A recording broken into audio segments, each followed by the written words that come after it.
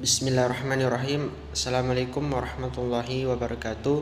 Perkenalkan, saya Aryo dari Prodi Agribisnis dengan NIM 09110580920010. Baiklah, pada kesempatan kali ini saya akan membahas materi tentang strategi dan sasaran penyuluhan pertanian, mata kuliah dari penyuluhan pertanian. Baiklah, yang pertama, strategi penyuluhan pertanian. Strategi penyuluhan pertanian merupakan hakikat strategi pembelajaran yang dilakukan terhadap karakteristik masyarakat. Strategi dapat diartikan suatu cara khusus dalam menerjemahkan strategi kerja yang didasarkan oleh suatu landasan atau pendekatan dalam memandang suatu permasalahan atau objek kajian. Dalam mewujudkan penyelenggaraan penyuluhan pertanian yang produktif, efektif, dan efisien, ditetapkan beberapa strategi sebagai berikut. Yang pertama, menadayagunakan Balai Penyuluhan Pertanian atau BPP sebagai basis kegiatan penyuluhan pertanian. Yang kedua, menjadikan penyuluhan pertanian sebagai kebutuhan pemerintah kabupaten atau kota dan gerakan masyarakat yang dinamis dan bertujuan meningkatkan kesejahteraan di masyarakat umumnya. Yang ketiga, meningkatkan pesan penyuluh pertanian swakarsa dari petani dan keluarganya beserta masyarakat pelaku agribisnis dalam penyelenggaraan penyuluhan pertanian. Yang keempat, mengembangkan pendekatan penyuluhan pertanian dengan perspektif sistem dan usaha agribisnis oleh ketahanan pangan berdasarkan kepentingan petani dan keluarganya beserta masyarakat selaku pelaku agribisnis. Yang kelima, mensosialisasikan pedoman umum secara terencana dan terus-menerus agar instansi-instansi dan pihak yang terkait dengan penyelenggaraan penyuluhan pertanian benar-benar mengacu pada isi pedoman umum di dalam penyelenggaraan penyuluhan pertanian. Yang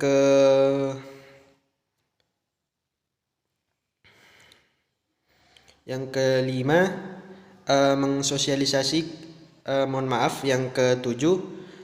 yang keenam, mendorong adanya diferensiasi tugas dan fungsi antara dinas, pengaturan dan pelayanan dengan kelembagaan penyuluhan pertanian.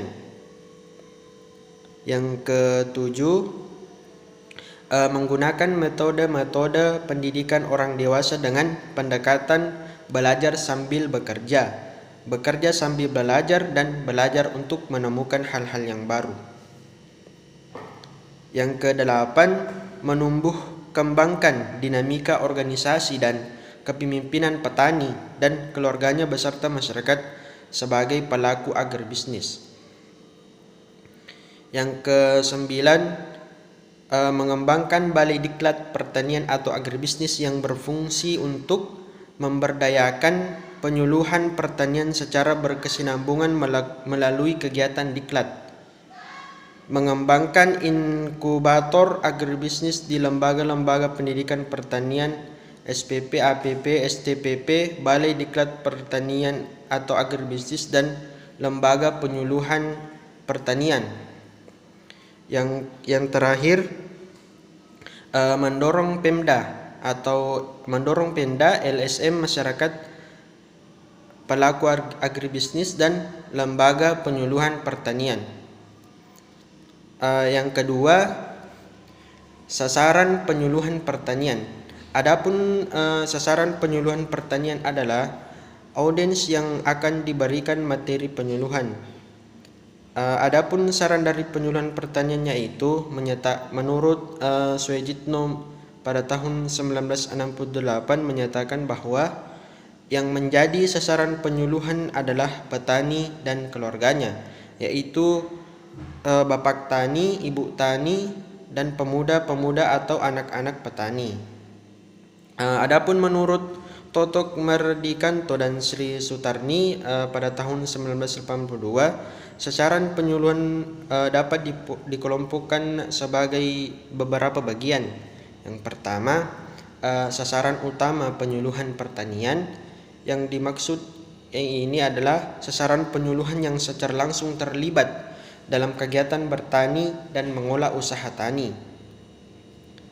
Yang kedua, sasaran penentu dalam penyuluhan pertanian, artinya sasaran yaitu bukan pelaksana kegiatan bertani dan berusaha tani, tetapi secara langsung atau tidak langsung terlibat dalam penentuan kebijakan pembangunan pertanian dan atau menyediakan segala kemudahan yang diperlukan petani dalam pelaksanaan dan pengolahan usaha taninya, termasuk dalam kelompok tani. Sekian. Itulah tadi materi singkat yang sempat saya bawakan tentang strategi dan sasaran penyuluhan pertanian. Mohon maaf bila ada salah kata. Billahi fisabilil haq fastabiqul khairat. Assalamualaikum warahmatullahi wabarakatuh.